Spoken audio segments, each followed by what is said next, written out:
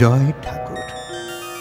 তিনি গুরু, যিনি অন্ধকার থেকে আলোয় আসার পথ দেখান। শ্রী রামকৃষ্ণ প্রেমবিহারের পূজ্যপাদ ও আচার্য শ্রীমৎ স্বামী সম্বুদ্ধানন্দের প্রবচন টাকা মাটি, মাটি টাকা। গৃহস্থ অথচ সাধুর জীবন, এই নিয়েই আজ কথা বলছেন গুরুদেব। নিষ্কলুষ গৃহী জীবন কেমন হতে পারে তার উপমা স্বরূপ কখনো নিত্যানন্দ মহাপ্রভু, কখনো নাগ মহাশয়, আবার কখনো মাস্টার মশায়ের কথা হচ্ছে। নির্লোভ, নির্ভরশীল হতে হবে, দায় দিয়ে দিতে হবে ঈশ্বরকে। কোথাও তো থামতেই হবে। ওইটি যিনি বিচার করে চলেছেন তিনি ঠিক ঠিক রাস্তা চলছেন, নইলেই বনে জঙ্গলে পথ হারাতে হয়। সংসারে নির্লিপ্ত নিরভিমান না হলে পদে পদে কষ্ট পেতে হয়। আসল কথাটা হলো, সমস্ত জীবন ধরেই একটা মানিয়ে গুছিয়ে চলার অভ্যাস রাখতে হয়। অসাবধানতা কখনো আসতে দিতে হয় না।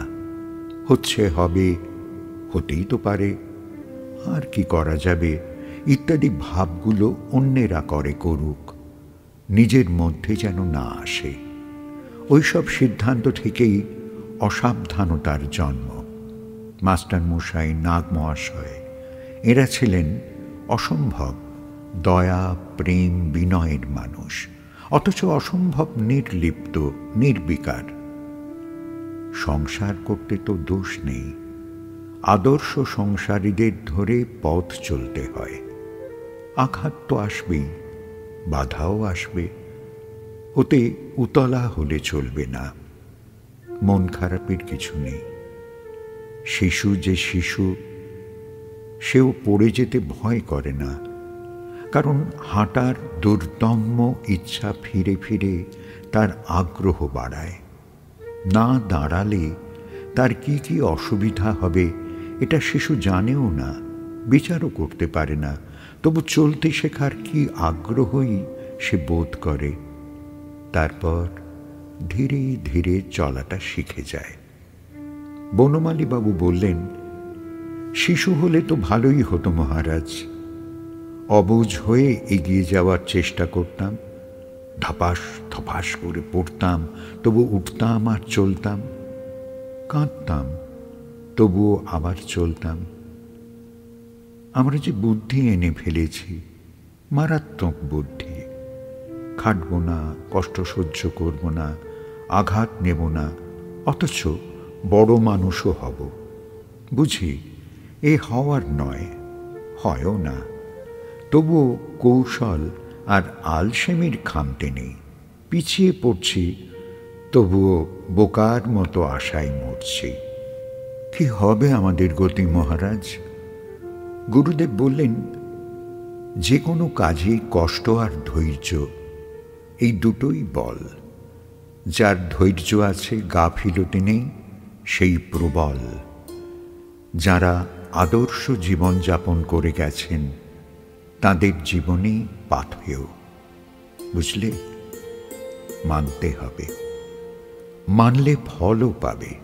এই দেখো না, ঠাকুর শ্রী রামকৃষ্ণদেব বারবার বলতেন, টাকা মাটি, মাটি টাকা। আমরা মর্মে মর্মে বুঝেছি, কিন্তু মানছি কই? যে যার মতো টাকাকেই ইহকাল পরকাল মনে করে ওই নিয়েই মেতে আছি। টাকা জমবে, এই এক তৃপ্তি। তারপর সবারই তো চলে যেতে হবে, সব পড়ে থাকবে।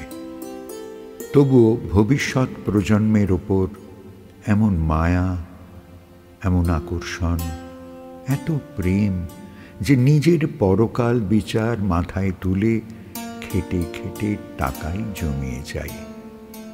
জানো বনমালী, টাকা এক মহা নেশা। জমাও, আরও জমানোর নেশা হবে। আরও আরও করতে করতে হিতাহিত জ্ঞানশূন্য হয়ে পড়ে মানুষ। শরীর, স্বাস্থ্য, সময়, শান্তি সব নষ্ট করে। যাদের জন্য রাখা তারাও শেষটায় বিরূপ হয়। পতিতপাবন সান্যাল সৎ ব্রাহ্মণ, খুব পণ্ডিত, ভালো মানুষ। সবসময় সদুপদেশ পাওয়া যায় ওর কাছে। উনি বললেন, মহারাজ, টাকায় তৃপ্তি নেই, অফুরান স্বাদ, অফুরান নেশা, অবশেষে ক্লান্তি। টাকা কতটুকু দরকার তার সীমা না থাকলেই এই পতন। আমার ছেলেটা 50 পার করে গেছে, তবু ছুটেই চলেছে। আমি যা রেখেছি ওরই। ও নিজেই স্কলারশিপ পেয়ে পুরো পড়াটা করেছে, খুবই উচ্চ পর্যায়ে চাকরি করছে। ওর ছেলে দুটো স্কলারশিপ পাচ্ছে এইটুকু বয়সেই। স্কুলের কোনো খরচই ছেলেকে করতে হয় না। বৌমা বিদেশি কোম্পানির কম্পিউটারের ইঞ্জিনিয়ার। আর কি হবে বলুন? তবু দৌড়নোটা আর থামছে না। কতবার বলি, কি হবে রে আর? এবার ঘরে বস, সবাইকে নিয়ে হাসি আনন্দ কর। এসব বললেই ও বিরক্ত হয়। সেই কবে থেকে বাইরে বাইরে চাকরি, ছেলেদের পড়াশোনা, স্ত্রীর চাকরি, সব মিলে এরাও যেতে পারে না। আপনি তো জানেন, ছেলে এই বয়সে গাড়ি বাড়ি সব করেছে। আর কি হবে? সঙ্গ দেবে কবে, পাবে কবে? মানে না মহারাজ, মানে না। মহারাজ বললেন, ওই তো ঠিক কথাটাই তো বলে দিয়েছ। টাকায় ছাদ হয়, গাড়ি হয়, এক পেট খাবারও হয়, শান্তি কই হয়? টাকায় যে যে বিষয় আহরিত হয় তার শেষ পরিণতি মাটি। বাড়ি একজন করে, আরজন ভাঙে। গাড়ি বারবার পাল্টাতে হয়। সোনাদানা আজ আছে, কাল নেই। টাকায় যে বন্ধু বা আত্মীয়তা হয় তা টাকার সম্পর্কেই হয়। ওতে মানবিক সম্পর্ক বা বন্ধন তৈরি হয় না। টাকা আর মাটি দুই মায়া, দুই ইহকালের, ইহলোকের বস্তু, পরমার্থিক বস্তু নয়। টাকার পরিণাম ভস্ম, চিরন্তন কিছু নয়। মানুষ মাটির দেহ পায়, তা দিয়ে পরমার্থ সাধন করে নিতে হয়। টাকা ঐহিক সম্পদ, তার সৎ ব্যবহারে আত্মার উন্নতি, সুউচ্চ অবস্থা লাভ হয়। মাটি যেমন আমাদের ঘর দেয়, ক্ষেত্র চাষ করে তাতে ফসল তুলে পেট ভরানো যায়, দেহ সুরক্ষা করে, অর্থ অর্থাৎ টাকাও তাই করে। সাধক বা পরমার্থ অনুসন্ধানের কাছে দুই সমান। মাটির দেহ লাভ করলেই আত্মার ভেদাভেদ জ্ঞান এসে যায়। টাকাও মানুষকে ভেদাভেদ জ্ঞান শেখায়। মাটির দেহ অহংকারে ভরা, টাকাও তদ্রূপ। আমরা যদি দেহকে পঞ্চভূতের সৃষ্ট ভাবি, টাকাও তো তাই। শ্রীরামকৃষ্ণদেব এক সাধুকে দেখে হৃদয় রামকে বলেছিলেন, দেখ, ওর হাব ভাবে, কথায় টাকার রূপ উঠেছে। অর্থাৎ তিনি অহংকারকেই দেখতে পেয়েছিলেন। মহারাজ আবার বলতে শুরু করলেন, দেহবোধ যেমন ঈশ্বর চিন্তায় বিরোধ করে, অর্থ বা টাকার চিন্তাও তেমনি বিরোধ করে। আমরা অনেক সময় মাটি শব্দটা বৃথা অর্থে ব্যবহার করি।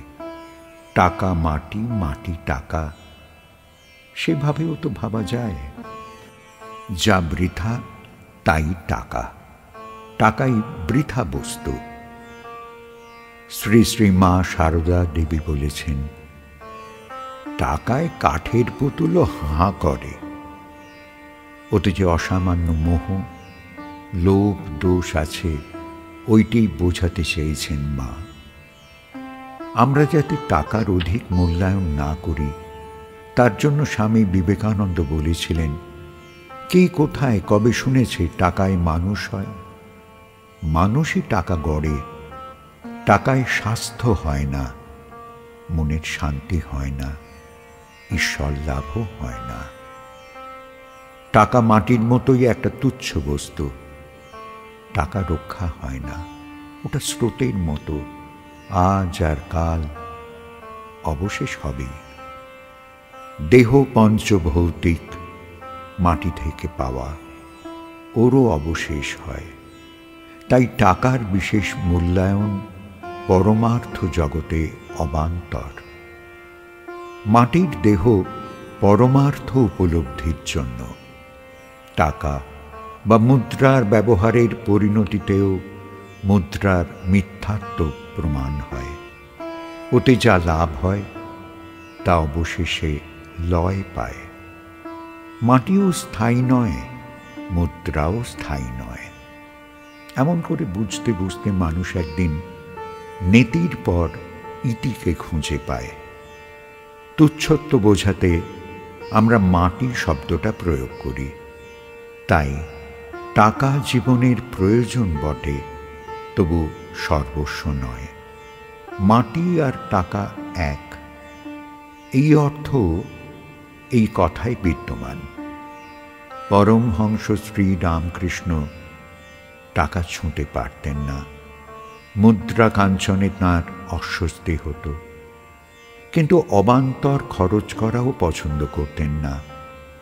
কষ্টার্জিত অর্থ বা তাতে ক্রয় করা বস্তুর অপচয় দেখলে তিনি প্রবল অসন্তুষ্ট হতেন।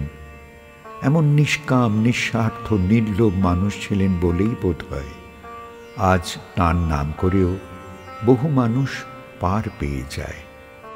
ওর কাছে টাকা মাটি, মাটি টাকা ঠিক ঠিক মূল্যায়ন পেয়েছিল। টাকায় ভোগ হয়, টাকায় অহংকার হয়, টাকায় নির্লোভেরও লোভ হয়, টাকায় অমানুষ হয় মানুষ। প্রাণনাশের কারণও হয় এই টাকা।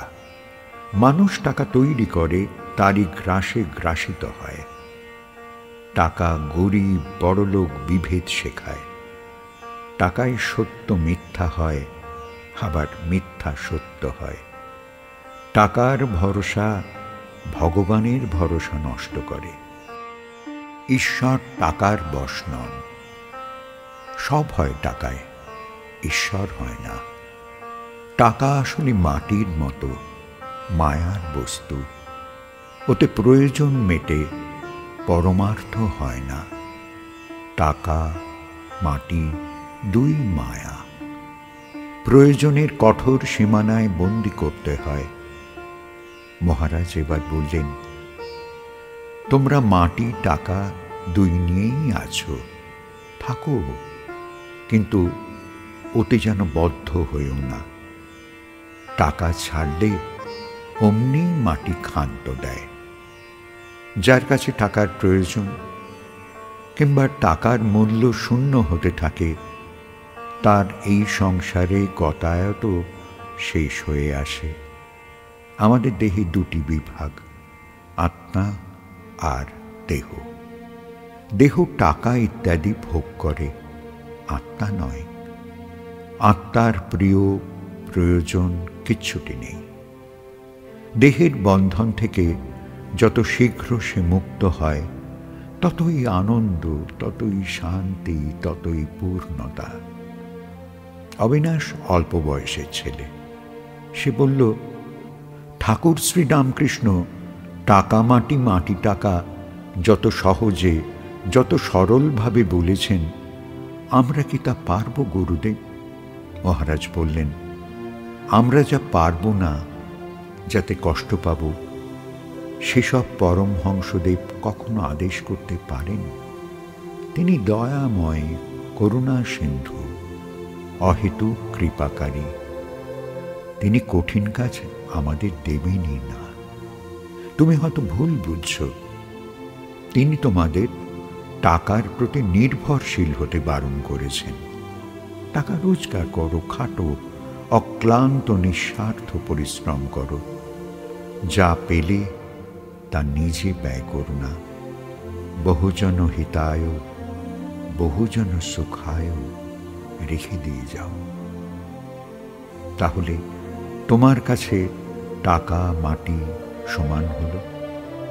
অহেতুক টাকাকে উচ্চাসন দিলে সর্বক্ষেত্রে এমন দিব্য মানব জীবন খাটো হয়ে যায় বাবা। অবিনাশ জিজ্ঞাসা করল, বাবা, টাকা কতটুকু ভোগ করা যাবে? মহারাজ বললেন, না না, একটুও নয়, ছিটে ফোঁটাও নয়, শুধু প্রয়োজনে ব্যবহার করা যাবে, ভোগ কখনো নয়, খবরদার নয়। আমাদের কথা শেষ হল। মহারাজের শেষের কটা কথা কর্ণ, মস্তিষ্ক, মর্ম সব ভেদ করে দিল। টাকার মূল্যটা কত সেটা কোথাও এত সহজ করে কোনো দিন শুনিনি। টাকার প্রয়োজনটা এখন অনেকটাই বুঝতে পারি।